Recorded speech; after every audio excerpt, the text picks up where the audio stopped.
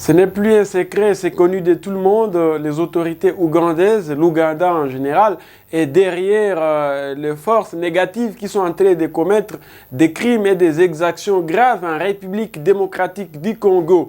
Les rapports rendus publics par les experts de l'ONU viennent une fois de plus affirmer toutes les dénonciations et les alertes que les acteurs de la société civile étaient en train de porter à l'endroit de l'opinion. Il faut donc comprendre que nous sommes victimes aujourd'hui d'un complot qui est démantelé, pas démantelé plutôt, qui est entretenu par les États de la sous-région et l'Ouganda en fait partie, les Rwandais aussi, et l'Angola, plutôt pas l'Angola, le Kenya, donc je parlais du Rwanda, de l'Ouganda et du Kenya de M. William Ruto. Les trois chefs de l'État, Ruto, Paul Kagame et le président ougandais sont effectivement nos voisins qui continuent à nous tirer derrière le cou. Et je crois qu'il est temps que nous puissions tirer toutes les conséquences politiques, diplomatiques et économiques qui en découlent. Nous osons aussi croire que l'ONU va, à travers tous ces rapports,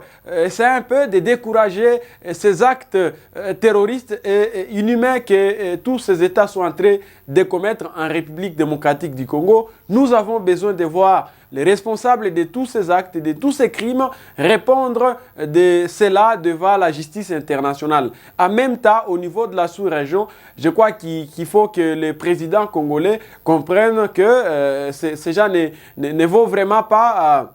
ne nous aideront à rien et qu'il y a lieu de procéder à la rupture diplomatique, économique, pourquoi pas politique, des relations avec tous ces chefs d'État et de gouvernement. Déjà, 3 pays sont accusés d'être de mèche pour désinstabiliser l'Est de la République démocratique du Congo. Peut-on parler d'un complot régional? Absolument. C'est clair, c'est visible en tout cas. Vous le remarquez avec ce que le Rwanda a fait derrière la rébellion du M23. Je dirais même qu'on ne doit plus l'appeler M23, c'est plutôt une agression d'un État voisins. Et ça veut dire nous faisons face à toute une armée régulière du Rwanda, les RDF, bien qu'ils veulent s'appeler 23, AFC et tout ce blabla.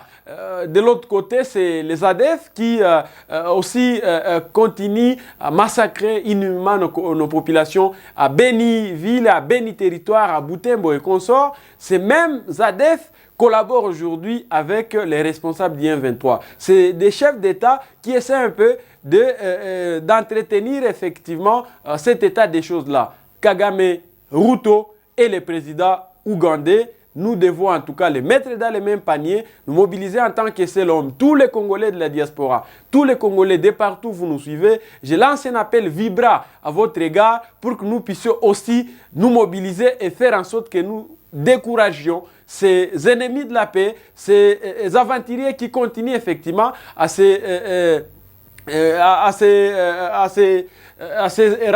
réjouir effectivement de ce que nous sommes en train de traverser comme souffrance. Nous devons aussi les coincer, nous devons leur faire pression pour qu'ils comprennent que nous en avons marre de tout ce que nous avons traversé dira près de 3 décennies. Ce n'est pas seulement l'M23, deuxième version, qui nous met mal à l'aise, mais c'est depuis près de 30 ans que l'Est de la République est en proie aux exactions sommaires entretenues par ces États qui ont derrière eux aussi les impérialistes et les multinationales qui continuent à tirer des dividendes dans ce qu'ils pillent en République démocratique du Congo. Ils massacrent, ils pillent, ils violent et ils tuent déjà. C'est quand même grave. Pour mettre fin à ces conflits et pour mettre fin à ces complots régionaux, comme vous venez de les souligner, M. Moïse, qu'est-ce que vous proposez aujourd'hui au gouvernement congolais? Il faut tirer toutes les conséquences qui en découlent, je l'ai dit, c'est clair.